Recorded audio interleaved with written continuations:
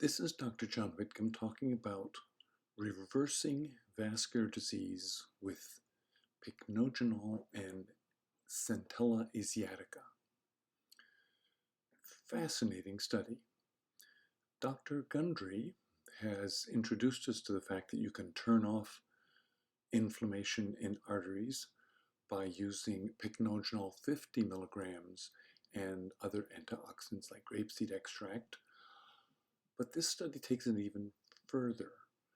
In this study, published in Minerva Cardiologica, 391 patients with at least 60% lesions of their carotid arteries or femoral arteries, who were otherwise asymptomatic, were studied by ultrasound to see what they did.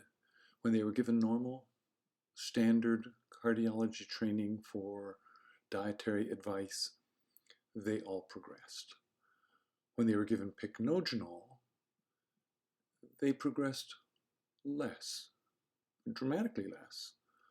But when they were given Pycnogenol 150 milligrams and the Centella, they regressed 9%.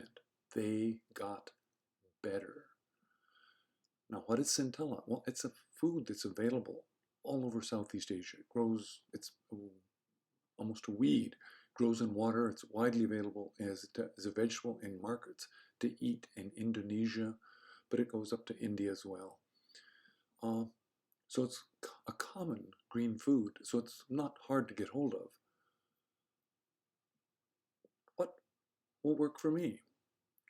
If I had coronary artery disease, I would read this article and I would look it up, Centella Asiatica. I would find a source of getting it, and I would up my dose of Pycnogenol to 140 to 150 milligrams a day, so I get the two of them together. And I would have lots of olive oil Mediterranean diet and much, much less meat and much, much less white carbohydrates. Dr. John Whitcomb, reversing vascular disease with Asiatica Centella.